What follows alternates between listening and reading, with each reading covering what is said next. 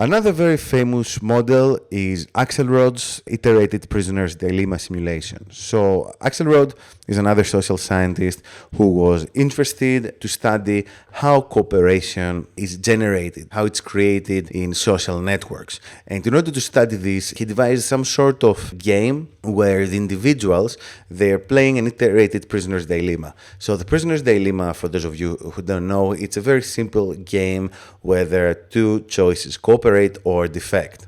An individual maximizes their own gain if they defect.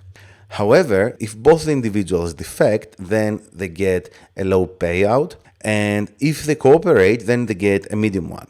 So as you can see, if one individual defects and the other cooperates, then the evil individual gets a reward of 5. If both of them defect, they get a reward of 1, and if both of them cooperate, they get a reward of 3. And it's called dilemma because it doesn't have a clear solution. And Axelrod was very interested to see how cooperation or defection will work in this system, and he ran this tournament where people tried different strategies, and in the end, the winning strategy was proven to be tit for tat, which means that an individual simply mirrors the other opponent's or the other prisoner's last response. So cooperate if the other person cooperates, defect if the other person defects. Another very interesting and famous model, not too complicated, we're still in the 80s, but it is still very powerful in the sense that before that, no one would have guessed that tit for tat would have been the most successful strategy. Actually, Axelrod's guess somehow had assumed that people would automatically cooperate, and it was proven this is not the scenario. It was a surprise to himself as well that the tit for tat strategy was the most successful. And finally, another model which is more complicated and I personally particularly like is Sugarscape. The reason I like this model is that it's essentially the first model in computational economics, okay, where computational economics mainly deal with the use of agent-based modeling to simulate economies. So Sugarscape is an artificial economy where we have individuals whose whole lives revolve around a resource called sugar, which, as we can see in this animation, it's gathered on two large clusters. It's like two hills where most of the sugar is clustered. And these individuals, they can do other stuff. They can metabolize the sugar they need it for energy, and they can reproduce, and they can inherit resources and all that stuff. I mean, there are many different versions of Sugarscape, and it's really a simulation that is on one hand simple, since we're dealing with individuals that can take some basic action, so they have only one resource. However, it's very powerful. There's not enough time in a single video to explain in detail Sugarscape, but I would urge you to try and read more about it if you're interested in the subject. Now let's move on to agent-based modeling and blockchain. This is the topic of this video. That is why agent-based modeling is a very good tool for token economies. I have spoken about this in a blog post as well. And the main reason I particularly like agent-based modeling for the analysis of token economies, for tokenomics, is because we don't really need an explicit theory or an explicit mathematical model in order to create and use an agent-based model. And this is something very, very useful because as we stand right now, there are not really many proper models around token economies.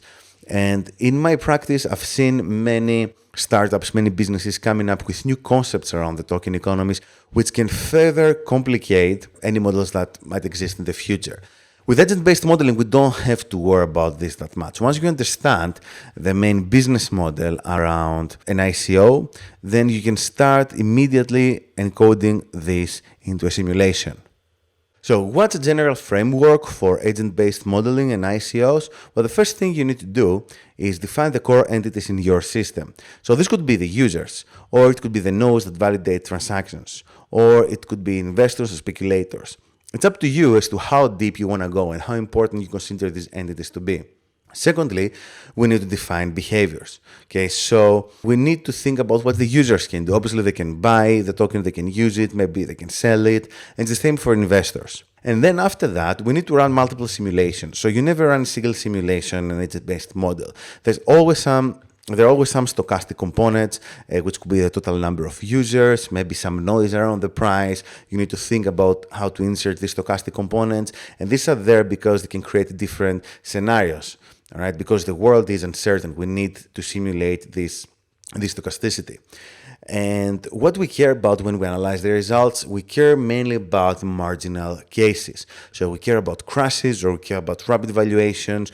We care about scenarios where the system might do something unpredictable and things might go very, very well or very, very bad. And once we tackle these best and worst case scenarios, then we can be more certain that the system is going to be stable when it's rolled out in the real world. And how we ensure this? We ensure this by determining some ranges of parameters, some optimal ranges of parameters, be it the burn rate or the total number of coins issued, etc.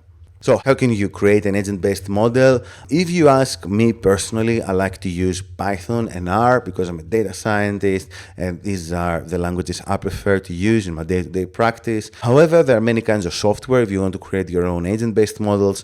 StarLogo is a very good piece of software if you're not very experienced in programming. Repast is a Java framework if you're interested in doing something a bit more advanced.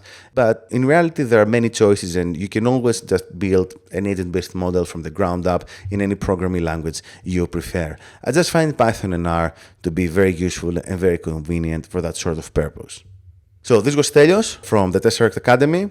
I hope you enjoyed this video about agent-based modeling, and I hope that I've convinced you at least a little bit as to why it's such a great tool for studying ICOs, for building token economies. And if you are interested in this area, if you're interested in initial coin offerings and blockchain, I would seriously urge you to try and read more about the subject. Also make sure to read my blog posts about agent-based modeling and tokenomics.